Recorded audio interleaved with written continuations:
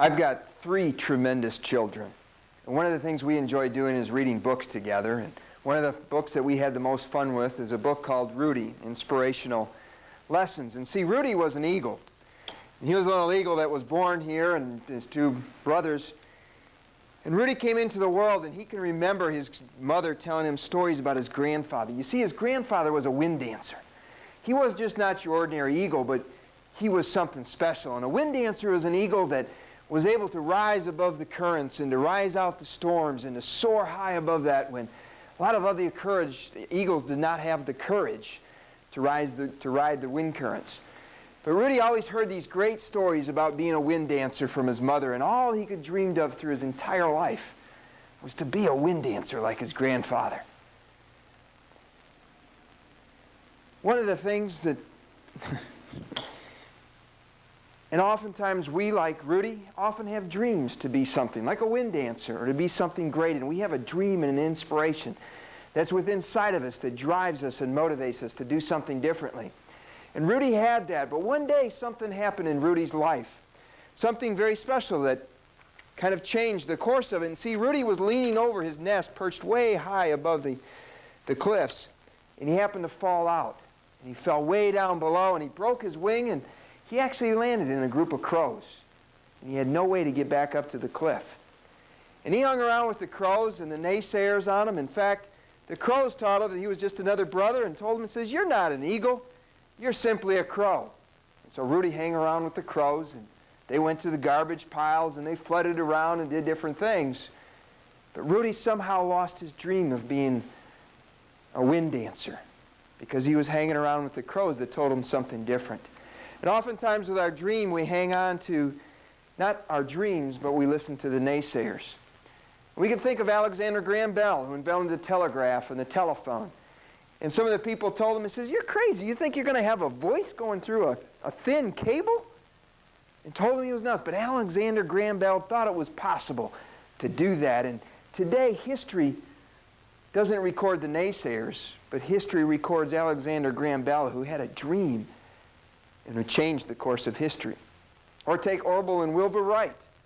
They had a dream that man could fly and soar, and their families told them nothing. You know, if man were meant to fly, he'd grow us with wings. But yet Wilbur and Orville Wright did not listen to the naysayers, but they held on to their dreams, and they changed the course of history. It cannot be dreams about inventions, but it can be about ideas. Martin Luther King had an idea and a dream that all men were created equal, and that they could be something different, and that everybody, in a sense, had an equal standing. And it's interesting, history doesn't record the naysayers who told Martin Luther King that it couldn't happen, but history recorded Martin Luther King, who had a dream and who changed the course of history. See, too many in our lives, we tend to listen to the naysayers or the crows that are around us, who tell us that it can't be done. And instead of listening to the crows, we need to hold on to our dreams. And that's something I've been raised with and instilled. And my dad was probably one of those who didn't listen to the crows in life. In fact, my dad grew up over in Denmark, and shortly after the war, he was a farmer and farmed with horses. And one of his horses died, so he had to do something differently. So my dad decided to buy a Jeep. And you can do a lot of things with your Jeep. For example, you can take your wife to church on Sunday. And there's Mom and Dad on their way to church. But Dad did other things with it. He used it to haul things, like, for example, sand and gravel in the back. Or you could bring your chickens to the market in Copenhagen on Saturday. And Dad even began to use it and began to spray with the Jeep, because that was a lot easier than doing it with a horse. And he'd haul equipment around and haul the plow to the neighbor's field. But one of the things he'd do is he'd load up his Jeep with a bunch of people and put them in the back. And he did that for a reason, because, see, Dad would go out and use the Jeep to plow the fields. And he'd do some tillage work with that Jeep instead of with the horses. Now, boy, you could see the crows come from all around as he did this, as he began to work the fields. And here's some of those crows. They would stand around and tell Dad he was nuts and crazy and what he was doing, and wondering if this guy was up to. But then they began to think about it. And see, Dad was plowing 10 to 15 hectares a day when everybody else was doing 1 to 2. But Dad didn't listen to the crows. He didn't listen to the naysayers. He wasn't afraid to to do what he wanted to pursue as that dream. In fact, Dad had the first Jeep, or the first combine in Denmark. When everybody else was still using threshing machines, Dad got the first Massey Harris clipper from Canada. But it's important is that we hold on to our dreams and not listen to the crows that are around us in life, because the crows would tear us down. And sometimes we have to change our friends or change the people we hang around with, because we realize that in order to accomplish our dreams and our visions, that those crows are not going to be able to help us to move on in terms of doing that. Well, Rudy had the help of a friend who began to realize that he wasn't a crow, that he was an eagle, and that perhaps that dream to be a wind dancer was really what the purpose and the destiny was in his life. And so he began to do some things differently in his life to be able to prepare to be a wind dancer. So Rudy did a couple things. First, he decided not to hang around with the trash any longer and to eat trash, but really begin to try to live an eagle's life. And he began to read and to study and different things about how currents and storms really worked, and listen to mentors around him about how he could really be a wind dancer and what was needed to be done to make that happen. And then he began to work out to get some strength back into his injured wings so that he could be strong enough to be an eagle that could begin to soar and to fly again. Well, a lot of us, we get excited and fired up about our dreams, and we go out there and decide we're going to go do this, and only to have happen what happened to Rudy. See, Rudy tried, but he crashed to the ground. And when he crashed to the ground, it was almost as if his dreams had broken into pieces. He began to say, am I really there to be a wind dancer? I mean, I tried, but I failed. I can't do it. I don't have it within inside of me. Maybe I'm not meant to be a wind dancer. But see, that's what a lot of people think. Admiral Byrd, for example, had a dream of going to the North Pole. Tried 7 times in a row to make it to the North Pole, and every time he failed. But on the 8th time, he made it. See, he realized if you don't quit, you can't fail. Or Tony Gwynn with the San Diego Padres stood up on the plate on August 6, 1999. The first pitch came through, and he swung. Strike 1. So he adjusted a little bit, ready for the next pitch, and as it came along, Tony Gwynn took another swing. Swing!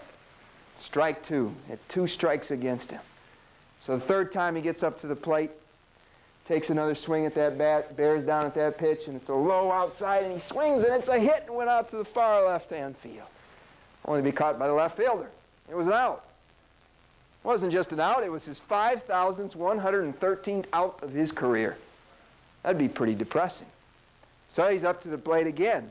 Now imagine standing at the plate, realizing that you just had your 5,000th out. Nonetheless, he took the next pitch, and he swung, and he hit, made a connection, went out to the right field.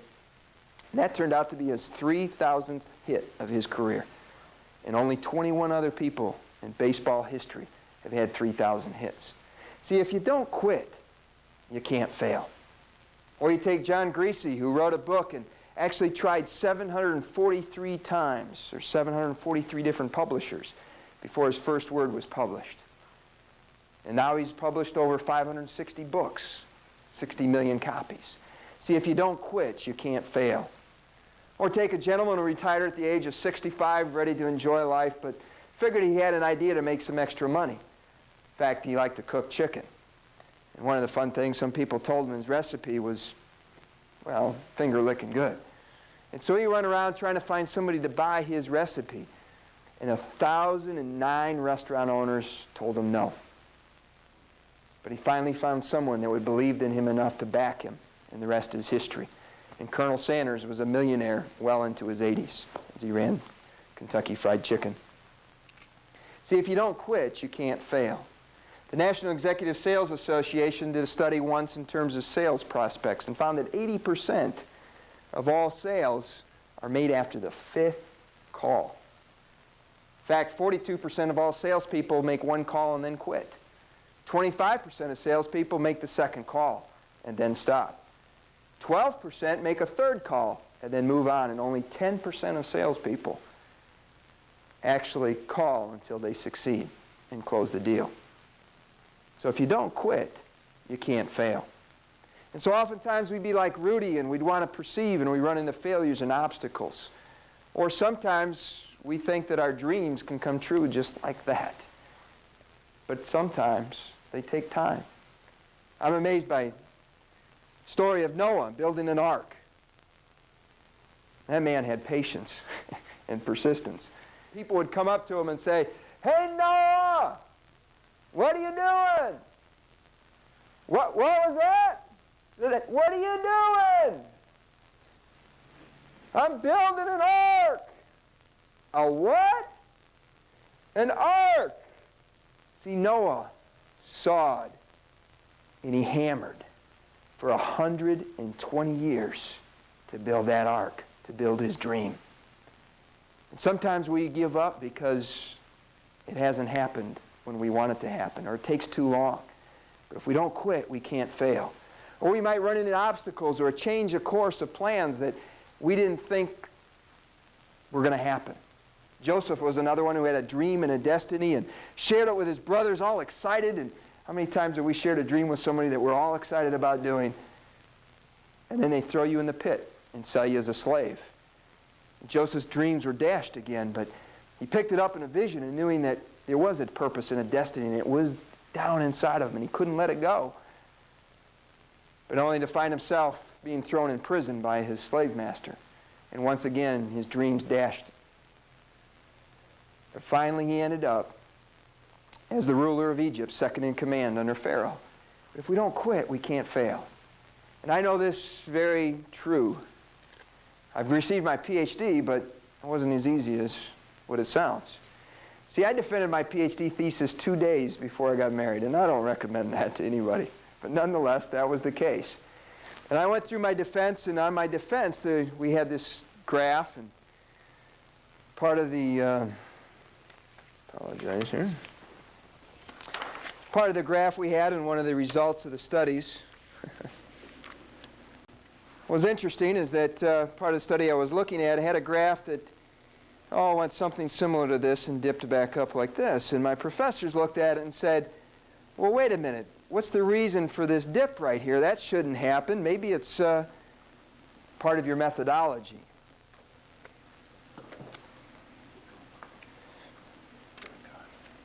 Part of your methodology, there was something wrong in here in terms of this dip.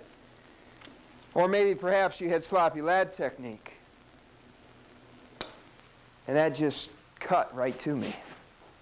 See, you have to understand that my professors asked me to clean out my research freezer before I was defending. It says, "Well, you're all done. You're going on your honeymoon. You don't have to worry about it anymore. Clean out your freezers." And I was excited about finishing my PhD. And as this discussion evolved in my defense, they had asked me to do another research project.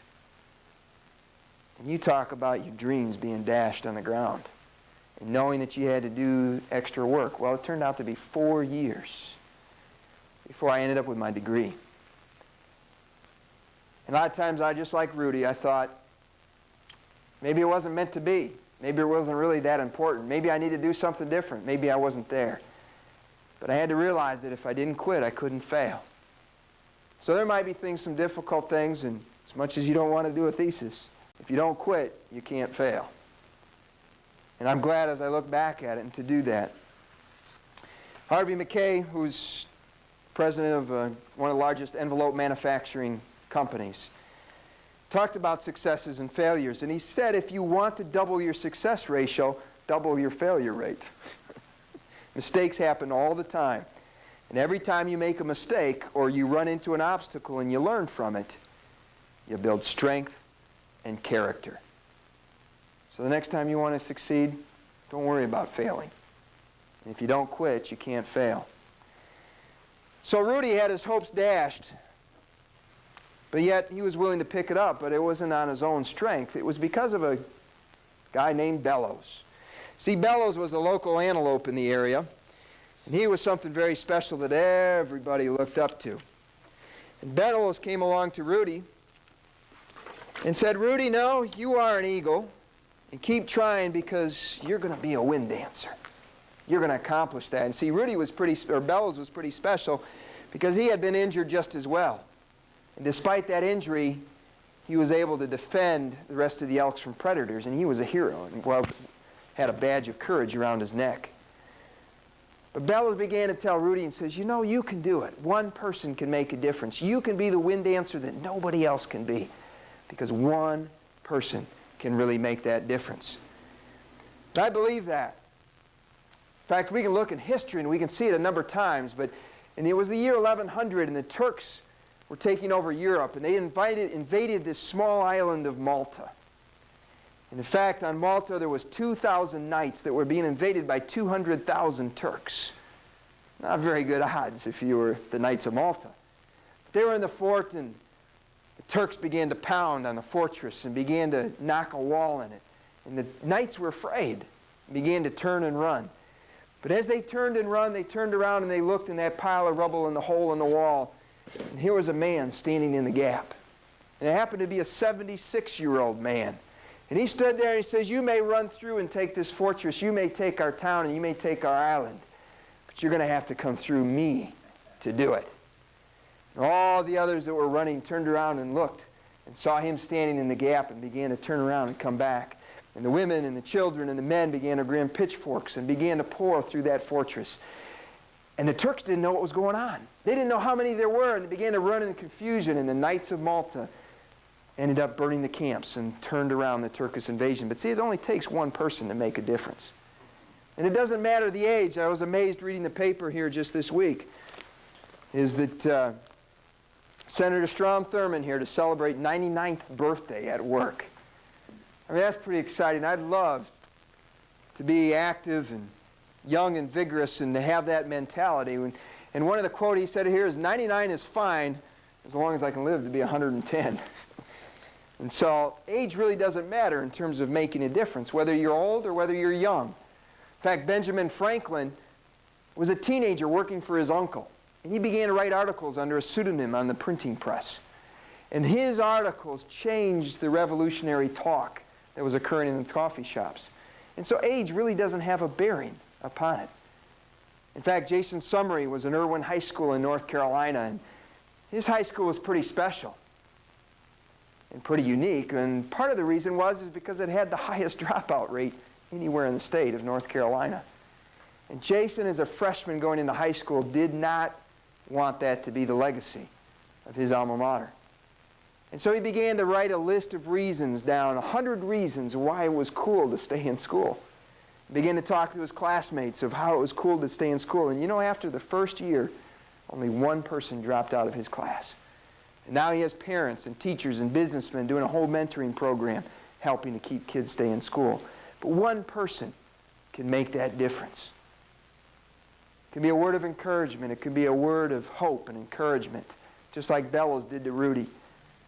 I can remember one example that when I had the opportunity to do a mission trip over to Ireland and spent about a month in Ireland, and we did sharing the gospel in the streets of Dublin. And I remember one day, it was a summer day, we were walking through the park there in the main square of Dublin, and I saw a young man sitting on a park bench. And he had his hair crew cut back and a mohawk and dyed purple. You know, I've always envied doing that.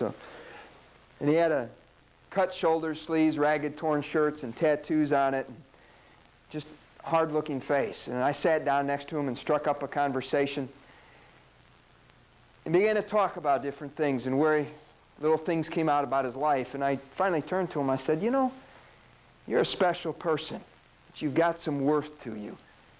That you really have some uniqueness and how God's got a purpose for your life. And you know, I just wanted to tell you I loved you. And I could see the tears start welling up in his eyes. And he came to the meeting that night, and we had an opportunity to talk afterwards and began to tell his life story. And he had come from a family that was broken up. And his dad was an alcoholic and would come home and not only beat him, but sexually abuse him. And he got hung around the wrong crowd and began to do some drugs and a number of other things that got into some perverseness. But he turned around and told me, he says, that's the first time that anybody's ever told me that I had worth as a person. Or that anybody ever told me that they loved me. And he ended up giving his life to Christ that night. And I remember it was about 2 years later I got a letter back and talked about the transformation. He now held a job at a bank and had gotten married, plugged into a church, but he says, you don't realize that I was sitting in the park that day thinking about committing suicide. See, we don't know what a difference that we can make as a person in somebody's life. And that's the exciting thing, is the reason that we can make a difference, that one person can make a difference, is because we don't know what God's going to do. We don't know what God's going to do, and eyes not seen and eyes not heard, or ears not heard, all the things that God has got in plan for you. And that's because God can do something, and that's why one person can make a difference. So a lot of times we feel like Rudy, that we want to have a dream of being a wind dancer, and yet oftentimes we listen to the naysayers and the crows that are around us. But just remember that history doesn't record the naysayers, but history records those who dreamed and those who made a difference and changed the course of history. And oftentimes we try and we're excited about our dream and our passion, and we go out there and only to find discouragement or defeat, or it takes longer, or we run into something that's different. But if you don't quit, you can't fail. And oftentimes we think that that dream really doesn't matter, or that my dream is so crazy that I can't make a difference, but one person can make a difference. It might be a word of encouragement. It might be an invention. It might be something different. But Rudy began to believe in his dream as other people encouraged him and to make that difference. And as he began to not to listen to the crows, but as Rudy began to listen to those around him and grow stronger through his failures, and even as Rudy began to listen to those around him that told him that he could make a difference. See, Rudy one day did become a wind dancer. Rudy wasn't your ordinary eagle. All the other eagles watched around on this stormy day when he jumped off that cliff, and he says, I'm going to ride the currents. And Rudy rode the currents high above that as all the other eagles watched, and the crows stood down below and wondered, who was this guy who had finally become the great wind dancer of all the eagles? And so I challenge you and encourage you, no matter what you're going through or what you're doing, is to don't listen to the naysayers. Keep trying and being persistent. Believe that you can make a difference. And you will soar like an eagle.